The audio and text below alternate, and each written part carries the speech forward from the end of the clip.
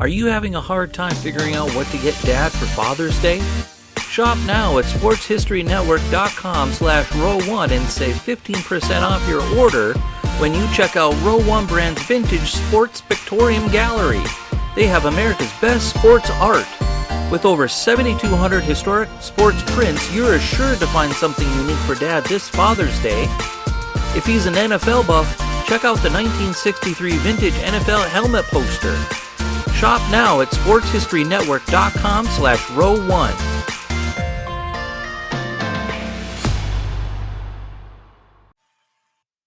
Hello, sports fans, and welcome to another edition of Yesterday's Sports on the Sports History Network.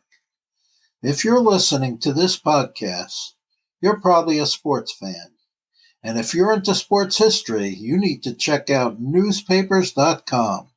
At newspapers.com, you can get access to over 640 million pages worth of news from the U.S., Canada, England, Scotland, Ireland, and more, dating back from 1798. Get a free 1-week subscription to newspapers.com by visiting sportshistorynetwork.com/newspapers. And with a paid subscription, you'll also be helping to support the production of this and other Sports History Network shows. That's sportshistorynetwork.com/newspapers. The 1972-73 Miami Dolphins may have had the best 2-year run in NFL history. 32 wins and only 2 losses, with 2 Super Bowl victories.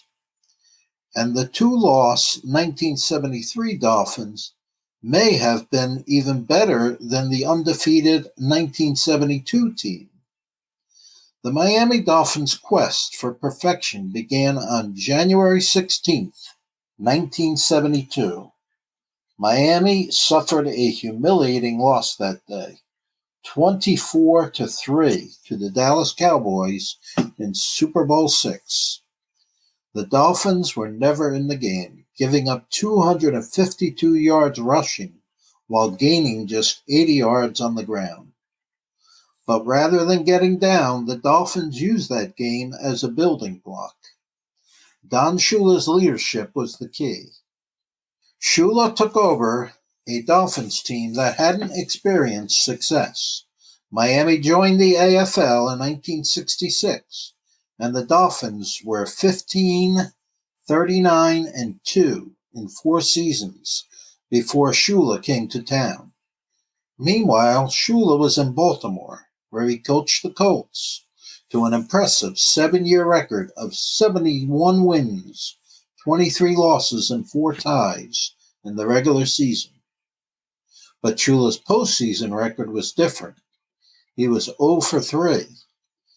He lost to the Cleveland Browns in the 1964 NFL Championship and again to the Green Bay Packers in a 1965 playoff game. But his worst defeat came in history-making Super Bowl III. The NFL's Colts lost that game 16-7 to a heavy underdog, Joe Namath and the AFL's New York Jets. Moving to Miami gave Shula some life, and he took advantage of it. The Dolphins went from 3-10 with 1 tie in 1969 to 10 wins and 4 losses and the NFL playoffs in 1970. The turnaround ended there, though. The Dolphins lost in their first playoff appearance under Shula to the Oakland Raiders, 21-14. The Dolphins bounced back in 1971. A 10-3-1 record got them back in the playoffs, and they beat the Kansas City Chiefs 27-24 on Christmas Day in a memorable double overtime game. Then the following week, Miami beat the defending Super Bowl champion Baltimore Colts 21-0 to win the AFC Championship. Shula had accomplished the improbable, taking the 1971 Dolphins to the Super Bowl in only his second season in Miami. But that's when Miami suffered the humiliating defeat to Dallas that I spoke about at the beginning of this podcast. So it was back to the drawing board once again. This time, though, Shula and his players not only wanted to get back to the Super Bowl, they wanted to win it. And that's exactly what they did in 1972. But the big story that year was something else. Miami was the first and is still the only team in NFL history to go undefeated. With such a history-making season, you can understand why so much has been written and discussed about those 1972 Miami Dolphins. But the greatness of those Miami Dolphins can't be measured by the 1972 team alone. When combined with the outcome of the 1973 season, the Dolphins may have had the best two-year run in NFL history. In those 2 years, Miami went a combined 32-2 and won 2 Super Bowls. The Dolphins outscored opponents 865 to 382 and had 5 shutouts. The problem, though, is that Miami's excellence in 73 gets lost in the hoopla about the undefeated 72 squad. And here's the kicker. The 2-loss 73 Dolphins may have been better than the 1972 team. I've heard Don Shula and several former players say the same. Just how good was Miami in 73? Let's do an analysis. Then I'll draw a conclusion. In comparative terms, Miami faced tougher competition in 73 than the 72 team. Excluding games that the competition played against the Dolphins, Miami's regular season opponents went 89-89 overall in 1973.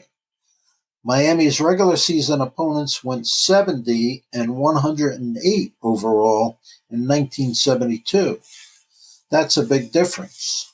And during the 73 regular season, the Dolphins played 6 teams with winning records, with 3 of those teams making the playoffs.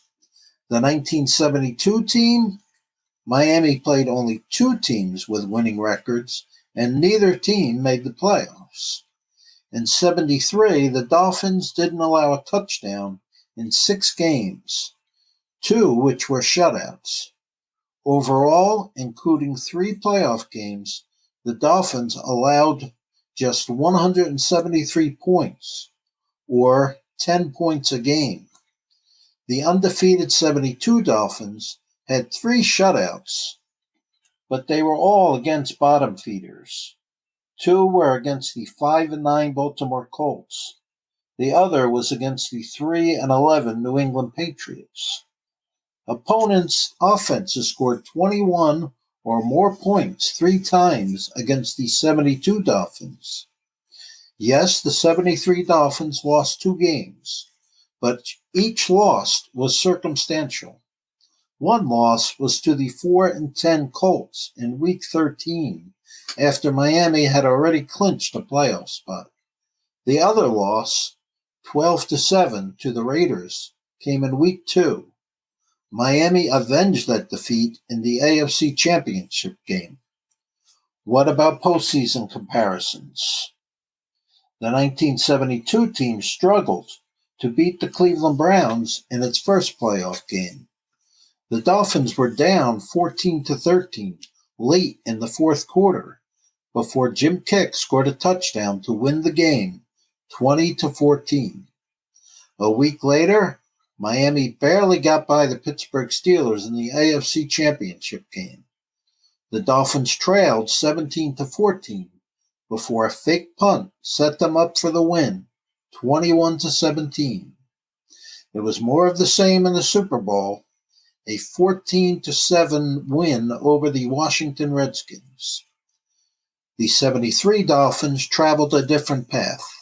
They breezed through the postseason, It began with a 31-16 victory over the Cincinnati Bengals and continued with a 27-10 win over the Raiders.